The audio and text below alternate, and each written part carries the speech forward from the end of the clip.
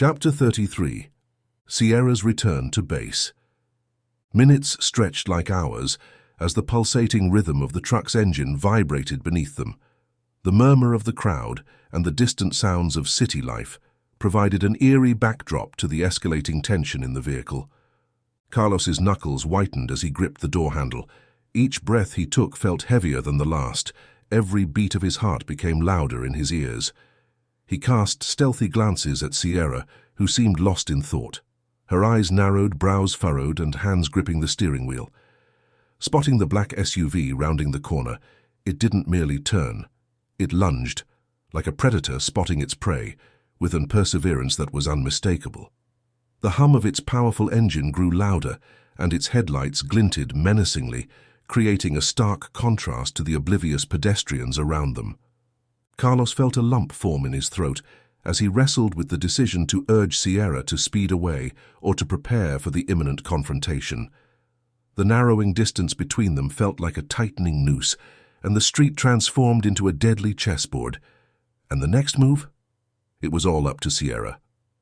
"You think it might be a good time to move now?" The SUV was now only yards away. Smoke rose from between its tires and the pavement as the 3 tons of steel and men came to a halt. "Now we are really screwed," Carlos said, as he checked his weapon and reached for the door handle to exit and begin the fight. "Not yet, Ranger boy." Drawing her pistols from their beaten black leather holster, Sierra swiftly took aim at the grill, now only a few car lengths away. Almost sounding as one, 2 shots rang out.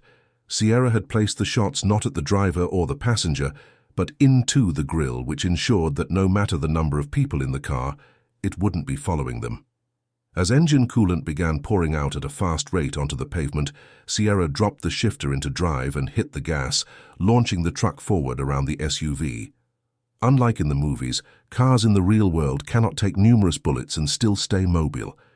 The vehicle was moving nowhere with 2 slugs deeply embedded into the radiator. With their teeth chattering as the truck tires rumbled over cobblestone streets, Sierra's cargo watched those who still walked around oblivious as they barreled down the narrow streets. When she approached the end of the street, Sierra could see traffic lights in the distance turning red, yet it seemed to not bother her as she listened to Carlos inform her of their situation, a situation she was well aware of. Sierra let up on the accelerator 100 feet from the light. The passengers trapped in the trailer relaxed, thinking the wild ride was close to its end. The feeling only lasted a few seconds. Then, they were all thrown to one side of the trailer. Sierra spun the steering wheel to the left as if she were playing Wheel of Fortune. Carlos screamed at her, "Why does it have to be all or nothing with you?" Tires wailed against the asphalt, followed by shattering glass, blaring horns, and a horrific symphony of crunching metal enveloping them. With heart-pounding ferocity, Sierra's foot melded with the accelerator, sending them rocketing forward, leaving turmoil in their wake. The trailer thrashed wildly behind like a captured beast yearning for release. Inside, men were thrown about, their knuckles bone-white as they clutched anything solid, battling against the violent jolts and sways. The truck and its unruly companion sped down the highway. The once orderly world behind them had devolved into a frenetic scene of smoke, debris, and disarray. Carlos's heartbeat persisted in his ears, a relentless reminder of the peril that lingered ever so close, even as the immediate threat receded into the distance.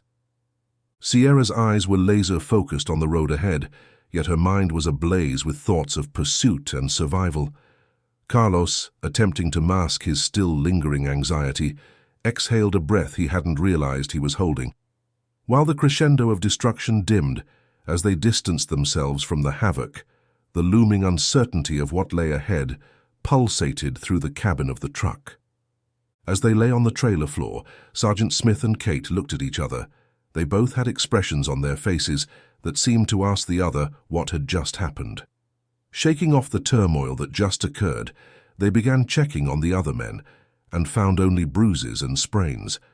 Sergeant Smith and Kate got on their feet and then looked out through the spaces of the rails over the highway, where they saw only commuters. "Looks like we are clear. Anything on your side, Kate?" Smith asked as the air rushed in from all sides with a thunderous, howling roar. "All clear here," Kate replied while turning away from the trailer's side and letting her body slide down to the floor once again. Laying her head back against the side wall, she looked up at Sergeant Smith as he kept watch. "You know, I was discharged from service only 9 months ago." Smith turned his head slightly to acknowledge that he was listening.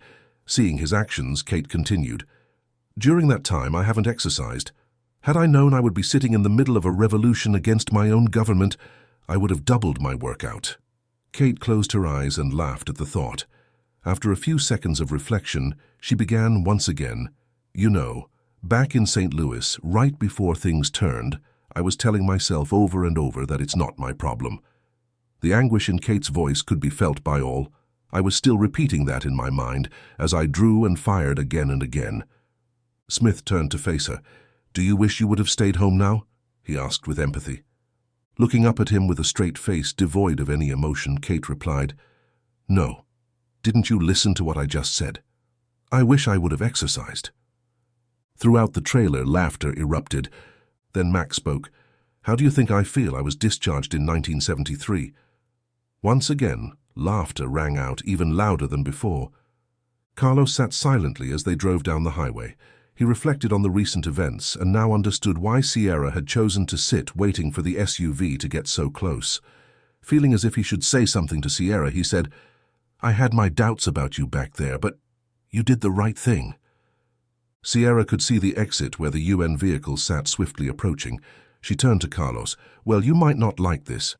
And she raised her revolver and fired the remaining 4 shots contained within. 3 of the 4 flew harmlessly through the air and struck the side of the gas station. The 4th shattered the glass from a UN vehicle. "What the hell?" Carlos screamed in reply while readying his rifle. "Do you have a death wish?" The logic of what Sierra had just done was lost upon him.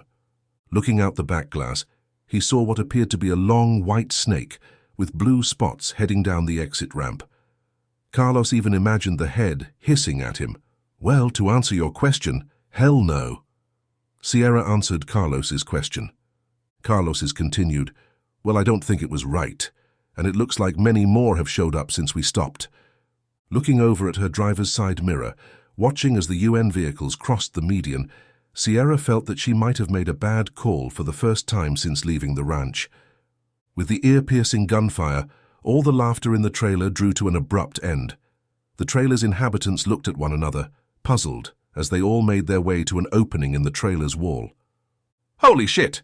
Darian shouted as he spotted the white vehicles giving chase. Kate looked up at the inexperienced young man, who had just spoken, and grabbed him by his gear to drag him down. "Stay low!" Kate shouted out to the others as they prepared for what was to come. As Sergeant Smith watched the white UN vehicles closing in, he could not believe what his eyes were telling him. "We are being chased by the United Nations?" he said to himself. "This just keeps getting better and better." He slapped the bottom of the magazine in his M4 rifle to ensure it was seated and ready, and then checked his ammo pouches for easy access. "Keep your weapons inside and don't fire until I give the order," Smith ordered. He was focused. He knew that a firefight was at hand. A firefight he could not have imagined. A firefight from a horse trailer doing 65 and accelerating. "Sergeant, they are on us," one soldier let out with panic in his voice. Hold, let them get alongside. On my command, aim for the driver." Seconds passed as they grew ever closer and began maneuvering along both sides of the truck. "Ready, fire!" Carlos watched as the UN vehicles closed in. 200, 150 yards, and still nothing from those in the trailer. The closer the snake came, the faster his heart beat. He just kept thinking about the 10 miles they needed to cover and couldn't see a way to do so with so many coming to stop them. "If they won't fire, I will," Carlos said as he grabbed the window crank and began lowering the window. "Wait!" That one soft-spoken word, accompanied by a tender squeeze of an angel's hand upon his shoulder, instantly slowed Carlos's heartbeat. As he was led back into his seat by the subtle pressure Sierra applied, he relaxed. "Just wait." He listened as Sierra spoke softly. Looking over at his mirror, he watched as the white snake wrapped itself around them. Fire! Tension in the trailer had reached its breaking point. Every passing second felt like an eternity as the menacing UN vehicles closed the gap, encircling their prey. They had been waiting for this moment, and it had finally arrived. Suddenly, with mechanical precision, rifles jutted out from the slits all around the trailer. The trailer transformed, resembling a formidable beast brandishing its quills, ready to strike. Sergeant Smith zeroed in on his target, the driver. As his rifle pierced the opening, he locked eyes with his adversary. He could see the dawning realization in the eyes of the vehicle's occupants, their complexions shifting from surprise to ghostly white. That split-second connection felt like an eternity. They were immobilized, like deer caught in the glare of oncoming headlights. Without a moment's hesitation, Sergeant Smith and his comrades unleashed a torrent of lead. The deafening barrage of gunfire drowned out all other sounds. The driver's reaction was instantaneous, a visceral response to the onslaught. The vehicle veered violently off the road, leaving behind a macabre trail where pristine white lines once lay. Carlos sat watching as the snake image in his mind continued to strangle them. Had it not been for the gentle hand upon his shoulder, he would have already begun unwrapping from its grasp. Taking his eyes from the image in the mirror, Carlos looked ahead and asked as if they were just on a road trip. "How do you plan on shaking them?" "I'm not." Carlos couldn't believe her reply to his question.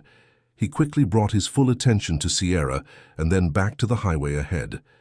Just as she had felt his emotions at the ranch, Sierra could see that Carlos hadn't yet figured out just what she was thinking and could feel his uneasiness about it. She knew that he needed convincing. "During our stop at the gas station, they clearly saw we weren't carrying anything. I made sure of that. Now we have the element of surprise." Sierra smiled at the thought of what a surprise it would be for them. "You have been planning this since then?" Carlos couldn't believe what he had just heard. Before she could reply, a thunderous roar made it impossible. The roar drew Carlos to the mirror, where he saw Sierra's plan begin to unfold.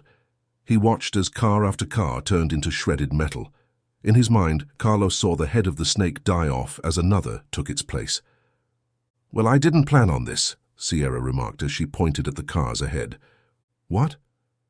The gunfire was making it virtually impossible to hear what she was saying. Carlos looked in the direction the hand that had calmed him was now pointing. "That's the commander's Humvee," he shouted.